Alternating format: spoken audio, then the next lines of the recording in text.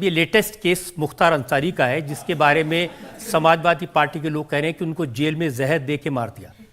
मरना तो था ही।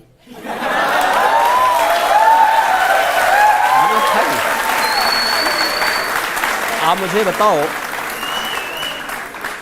जिस व्यक्ति ने सैकड़ों लोगों को मारा हो वह कब तक बसता बसता फिरेगा?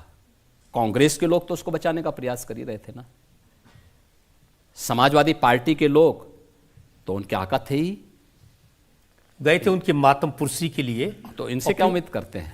यही तो अंतर है कि परम राम भक्त और उत्तर प्रदेश के पूर्व मुख्यमंत्री सरदेव कल्याण सिंह जी की मृत्यु हुई, समाजवादी पार्टी ने, कांग्रेस ने संवेदना के एक भी शब्द व्यक्त नहीं किए, और एक माफिया के मरने पर उनके घर में जाकर के घड़ियाली आंसू बहा रहे थे ये लोग।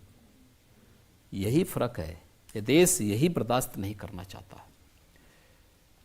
अभी तो हमने माफियाओं को कार्रवाई की है, बहुत शीघ्र 4 जून के बाद एक निश्चित तिथि तय करेंगे, उत्तर प्रदेश को माफिया से पूरी तरह मुक्त हो गया इसकी घोषणा करेंगे।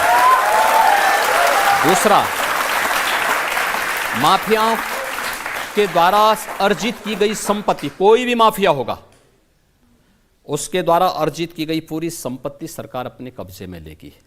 हमने प्रयागराज से शुरुआत कर दी है। प्रयागराज में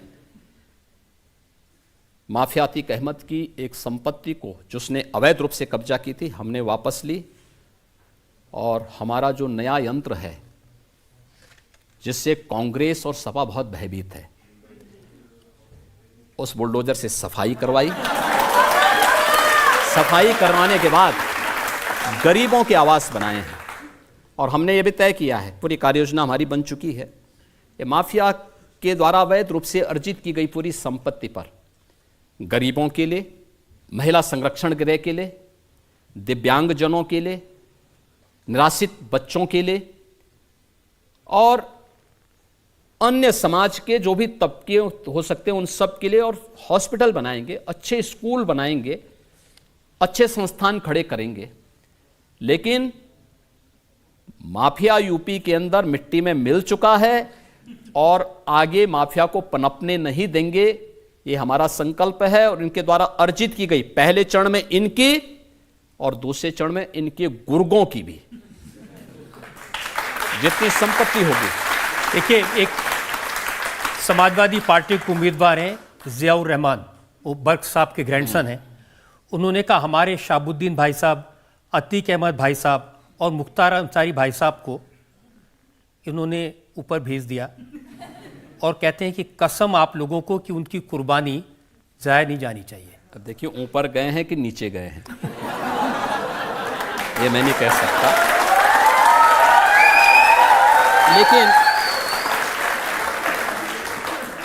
लेकिन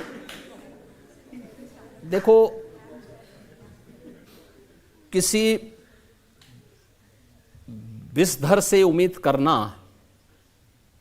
कि वह शांति का उपदेश देगा तो ये बेवकूफ़ी होगी।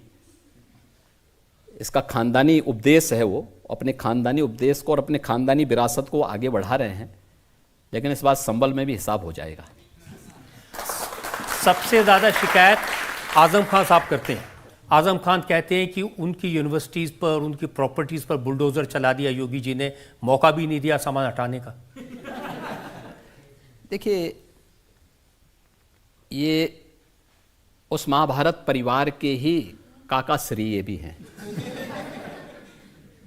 जब द्रौपदी का चीरहरण हो रहा था तो ये भी सब मौन बने हुए थे, बल्कि उसमें लिप्त थे दुर्योधन और दुशासन के साथ में। तो जैसी करनी वैसी भरनी, जैसा किया है वैसा उन्होंने, आज उसका परिणाम भी उनको भुगतना पड़ रहा है। आजम खां हो या ये जितने अन्य माफिया हों, इन्होंने उत्तर प्रदेश के विकास को बाधित किया है, और आज उत्तर प्रदेश के अंदर कानून का राज है।